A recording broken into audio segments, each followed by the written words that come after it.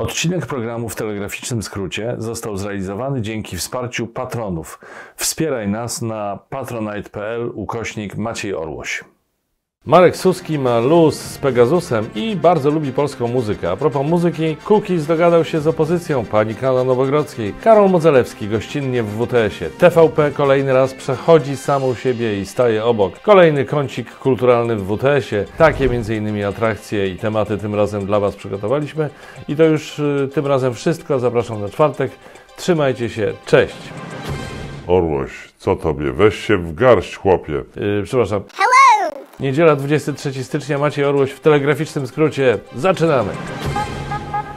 A zaczynamy wesoło, znowu wesoło, od jeszcze bardziej wesołego posła Marka Suskiego, który zaszczycił nas kolejną wesołą myślą. Stwierdził, że o co w ogóle chodzi, o co ta cała afera, skoro tym Pegasusem to raptem kilkaset osób rocznie podsłuchują.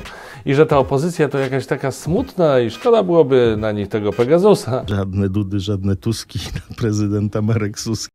Na szczęście Marek Suski jest nie tylko wesoły, ale też pomocny. Chce więc rozweselić opozycję i umilić nam wszystkim czas podczas siedzenia i zastanawiania się, ile to stracimy na Polskim Ładzie. Sposobem na to ma być nowa propozycja posła Suskiego, aby miesięczny udział polskiej muzyki w radiu wzrósł z 30 do 50%, a w godzinach 5 rano, 24, żeby to było 80%. Choć nie jestem pewien, czy pan poseł się nie pomylił i powiedział 5:24, a chciał powiedzieć, że od 24 do 5 rano to jest jednak drobna różnica. Albo mnie się coś pochrzeniło już z tego wszystkiego. Tego już nie wiem, zgłupieć można od tego bełkotu polityków, naprawdę.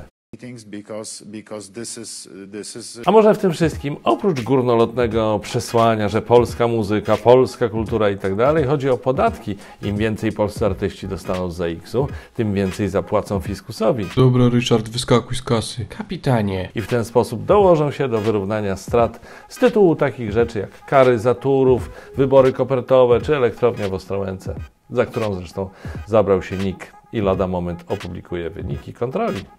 Tak. Jeśli chodzi o podsłuchy, to właściwie codziennie wypływają nowe informacje. Na przykład, zdaniem Gazety Wyborczej, CBA pierwszy raz wykorzystało system Pegasus na byłym rzeczniku MON, Bartłomieju Misiewiczu, pamiętacie? No jakżeż. Który dziś jest oskarżony o działanie na szkodę polskiej grupy zbrojeniowej.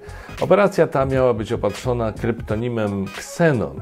Kryptonim nawet pasuje, bo przecież ksenon to ciężki, bardzo rzadki gaz szlachetny. Był to pierwszy szlachetny gaz, który tworzył prawdziwe związki chemiczne. Wszyscy pamiętamy jeszcze, jak silny związek chemiczny miał Misiewicz z Macierewiczem.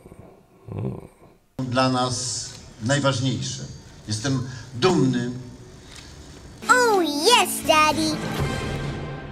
Za sprawą Pawła Kukiza w Sejmie znowu zawrzało. Jak donosi Onet, w PiS zapadła decyzja, aby za wszelką cenę nie dopuścić do powołania komisji śledczej w sprawie podsłuchów.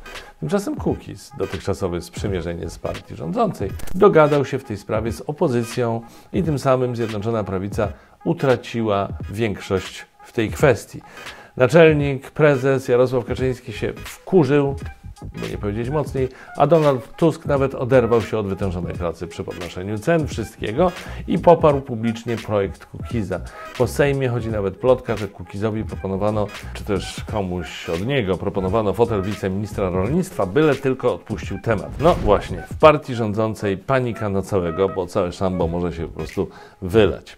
Kończąc temat podsłuchów. Rozbawiło mnie niezmiernie, gdy marszałek Sejmu Ryszard Terlecki stwierdził, że on przez całe 8 lat rządów PO był podsłuchiwany. Pytany o to, dlaczego tak sądzi, stwierdził, że dowodów nie ma.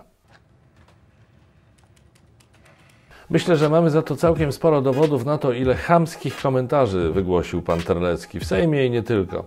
Więc wątpię, że ktoś ze służb mógłby wytrzymać przez 8 lat gadanie Ryszarda Terleckiego. Na przykład ja już po jednym zdaniu mam serdecznie dość. Siadaj, pajacu. Po tych kilku chwilach z patopolityką przenosimy się do tematu patodeweloperki. W Kołobrzegu powstało osiedle, ale jest pewien chyba dość spory problem z parkingiem. Więcej o tym opowie Wam gość specjalny dzisiejszego odcinka, Karol Modzelewski. Karolu, proszę uprzejmie. Coś dla szukających swojego miejsca na świecie. Jeżeli planujecie zakup mieszkania w Kołobrzegu, no to na pewno nie przy ulicy Młyńskiej 10, ponieważ prezydent miasta, deweloper i radni postanowili zgodnie rzucić tam wyzwanie rozsądkowi. Deweloper, firma Andrzejczak Spółka z.o.o. postawił 5-piętrowy budynek, w którym jest 140 mieszkań. Cena za metr od 13 000 do 14 500. No i jest zbyt mało miejsc parkingowych. Jest ich 55, a potrzeba jeszcze 155. Więc deweloper stworzył miejsca parkingowe przy cmentarzu. Ale 2,5 km dalej. Czyli wysiadając z auta czeka was jeszcze spacer. Pół godziny, jeżeli wracacie z pracy. 45 minut, jeżeli wracacie z zakupami. 12 minut, jeżeli jesteście pasjonatami amfetaminy. I 5 minut, jeżeli zamówicie taksówkę z parkingu przydomowego do domu. Sprawę nagłośniono i padły pytania. Najpierw do prawnika dewelopera i starosty powiatowego, którzy powiedzieli, że technicznie rzecz biorąc, no to prawo nie zostało naruszone. Sprawę drążył dalej portal miastokołobrzyk.pl i dotarł do tego, że autorem projektu uchwały była prezydent miasta Anna Mieczkowska, a przegłosowano ją na Radzie Miasta jednogłośnie. Zapytano więc radnych miasta Kołobrzeg, dlaczego postanowili zrezygnować ze zwykłego rozsądku i tak zagłosowali. Po czym radni odpowiedzieli, że, i to są cytaty, nie dopatrzyli się zmian, szczegóły im umknęły, a całość została w jakiś sposób przemycona. A w związku z tym, że jestem po weekendowym kursie unikania pozwów cywilnych u mojego szwagra Maćka, pozdrawiam serdecznie, no to nie mogę powiedzieć, że wygląda to tak, że albo radni są skrajnie niekompetentnymi ludźmi, którzy maksymalnie czym powinni kierować to kuweta i tak pod nadzorem kogoś dorosłego, albo ktoś tutaj wziął w łapę za to, żeby coś dopisać albo czegoś nie zauważyć. Ale jestem czujny, więc mnie nie złapiecie. Pozdrowienia dla wszystkich widzów WTS. Karol Modzelewski w WTS-ie, ja w Newsach bez wirusa Karola Modzelewskiego. Taki ładny krosik nam się zrobił po prostu. No dobrze, my tu gadu, a niespodziewanie Sąd Najwyższy uchwylił wyrok Sądu Rejonowego w Sokółce z września 2021 roku. Trójka dziennikarzy telewizji Arte oraz francuskiej agencji prasowej AFP została ukarana za wejście do strefy objętej stanem wyjątkowym przy granicy z Białorusią. Sąd w Sokółce dziennikarzy skazał, a Sąd Najwyższy stwierdził, że pozbawienie możliwości przebywania na całym terytorium strefy jest niezgodne z konstytucją i niczym nieuprawnionym ograniczeniem praw obywatelskich. Co więcej, nielegalne jest również zakazanie Polskiemu Czerwonemu Krzyżowi udzielania pomocy humanitarnej na jakiejkolwiek części terytorium RP. 3 osoby zostały skute, przez dobę były przetrzymywane na komisariacie, a następnie doprowadzone przed sąd w Sokółce. Podczas interwencji zabrano im sprzęt, dokumenty i telefony. Zatrzymanie było przykładem ograniczenia wolności prasy, pokazu siły, zastraszania oraz przekroczenia uprawnień w celu zniechęcenia pozostałych dziennikarzy i dziennikarek do dokumentowania i monitorowania sytuacji na pograniczu. Tak napisano w poście na Facebooku. Sąd Najwyższy potwierdził więc to, co było i jest dość oczywiste, że podstawa prawna stanu wyjątkowego była pisana na kolanie i nikt się specjalnie nie przejmował jakąś tam konstytucją.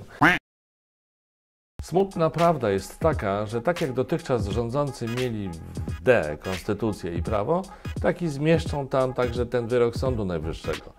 Mam więc głęboką nadzieję, że w końcu ktoś ich w te D kopnie i wylecą na zbity pysk. Ktoś. Ciekawe, Orłoś, kto? Kto niby? Pan, pani, my, społeczeństwo, proszę pana. Skoro już mówimy o bezczelności, to TVP szykuje film dokumentalny, uwaga, o zmarłym tragicznie prezydencie Gdańska Pawle Adamowiczu. Autorem dokumentu jest Marcin Tulicki, reporter Wiadomości, czyli, żebyście dobrze zrozumieli, stacja, która swoimi zmasowanymi i obrzydliwymi atakami na Pawła Adamowicza przyczyniła się do wywołania atmosfery sprzyjającej zamachowi na życie byłego prezydenta Gdańska.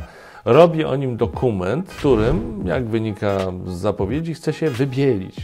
No i wiecie co? Szkoda to nawet komentować. Tak, pan już powiedział. Mam dla autora i całego tego towarzystwa z TVP takie przesłanie. Odjdźcie się już od Pawła Adamowicza. Odjdźcie się po prostu. Raz na zawsze. This is the worst. Teraz trochę o opozycji, a konkretnie o lewicy. Tak, oni jeszcze istnieją. Jak przystało na solidnego byłego członka PZPR, Włodzimierz Czarzasty żelazną ręką rządzi swoją partią. Po wewnętrznych walkach z partii odeszli m.in. Andrzej Rozenek czy Joanna Senyszyn. Czarzasty stwierdził ostatnio, że z lewicy odeszli przegrani i nie ma dla nich powrotu. Czy to nie jest idealny opis przyszłości lewicy w Sejmie, przegrani, dla których nie ma powrotu na ministerialne ławy. No niestety, niestety. Zajrzyjmy jeszcze za naszą wschodnią granicę, gdzie skierowane są obecnie oczy całej Europy i Stanów Zjednoczonych, a może nawet świata. Od dłuższego czasu przy granicy z Ukrainą koncentrują się rosyjskie wojska. Uruchomiona została również armia białoruska. Rosyjskie Ministerstwo Obrony ogłosiło przeprowadzenie manewrów marynarki wojennej z udziałem 140 okrętów i 10 000 wojskowych. Odbędą się w styczniu i lutym na Morzach Śródziemnym, Północnym i Ochockim oraz na Oceanie Spokojnym i Atlantyckim.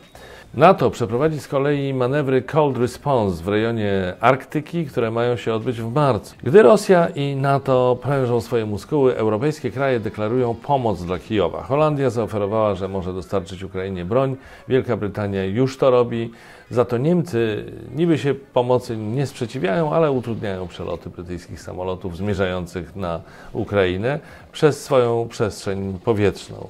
Więc wychodzi na to, że Niemcy mogli policzyć kasę, którą mogą ubić z Rosją na Nord Stream 2 i chęć pomocy Ukrainie nieco im spadła, ale może tak nie jest, może przesadzam. Będzie dobrze. Gdy Europa się namyśla, jak tu zatrzymać Rosję, w Genewie odbyły się rozmowy sekretarza stanu USA Antoniego Blinkena oraz ministra spraw zagranicznych Rosji Siergieja Ławrowa. Rozmowy, jak to określił przedstawiciel strony rosyjskiej, były otwarte i pożyteczne. Ławrow zapewniał Amerykanów, że Rosja wcale nie chce najechać Ukrainy.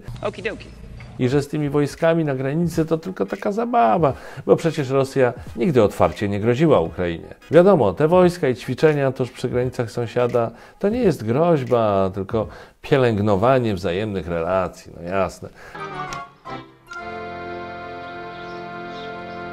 Sekretarz stanu USA stwierdził za to, że jeśli Rosja zdecyduje się pójść drogą agresji przeciwko Ukrainie, Stany nie będą się w końcu i w tańcu certolić. Joe Biden niejako potwierdził to stanowisko, oświadczając, że USA nie zamierzają wycofywać swoich sił ze wschodniej flanki NATO, a obecność ich sił wzrośnie. Mamy więc patową sytuację. Jak zwykle Polska jest pośrodku dwóch ścierających się globalnych sił. Historia pokazuje, że taka sytuacja niestety dobrze nie wróży. Także tak to wygląda, no a tymczasem na scenie cały na biało wchodzi wybitny dyplomata, światowiec, erudyta i bożyszcze wszystkich memiarzy, prezydent Andrzej Duda.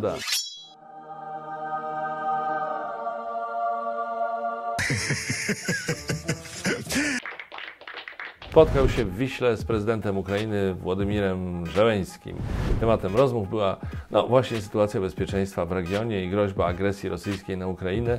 Na szczęście spotkanie trwało dłużej niż to, które Andrzej Duda odbył jakiś czas temu z Joe Bidenem na korytarzu podczas jednego z międzynarodowych szczytów. Pamiętacie może?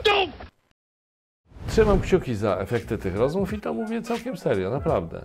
Jeśli cokolwiek może pomóc rozwiązać ten kryzys, to niech to nawet będzie spotkanie prezydentów w Wiśle. Oby się tylko nie okazało, że panowie te rozmowy prowadzili podczas zjazdu na stoku narciarskim albo wjazdu na wyciągu, na kanapie, inaczej mówiąc. A propos propozycji pana posła Suskiego dotyczących polskiej muzyki w stacjach radiowych, niniejszym informuję pana posła, że my tu w WTS-ie od dawna puszczamy prawie wyłącznie polską muzykę. A dziś w kąciku kulturalnym będzie też o polskim komiksie. Pan poseł zadowolony? Mam nadzieję. Antosiu, po polsku do ciebie mówię, witam. Witam po polsku Państwa bardzo serdecznie. Dziś w kąciku kulturalnym zaczynamy od komiksu Malarz pana Łukasza Godlewskiego, który skontaktował się ze mną, polecając swoją pracę i pewnie się Państwo zastanawiacie, dlaczego zainteresowałem się akurat twórczością tego całego pana Godlewskiego. Jest to bardzo dobre pytanie, zresztą jak zawsze. Otóż dlatego, że jest to praca inspirowana twórczością pana Howarda Phillipsa Lovecrafta, mistrza horroru, którego twórczości jestem wielkim fanem.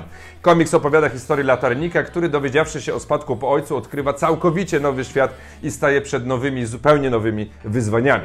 Jeżeli chodzi o film, to smutna wiadomość dotarła do nas zza oceanu, bo odszedł komik Louis Anderson, mi na przykład znany najbardziej ze Świata według Ludwiczka, czyli serialu animowanego, w którym podkładał głos głównemu bohaterowi Ludwiczkowi, a którego scenariusz oparty był luźno na życiu samego Andersona. Jakiś czas temu grał również w genialnym serialu Baskets, który serdecznie Państwu polecam. A teraz czas na muzykę i duet Anieli w utworze Jaśniejąca. Ożywa świat. skażony pięknem. Naiwność dziecka w sobie nosisz. Naucz mnie swej złotej myśli, ogrzej blaskiem, porusz mnie. Nuć swe zaklęcia, zarażaj mnie.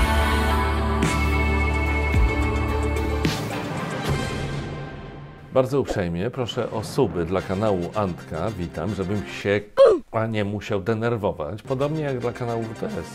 Można też obserwować mnie na moim profilu na Facebooku, gdzie jak wielu z Was wie, także publikowany jest WTS. Życzę udanego tygodnia.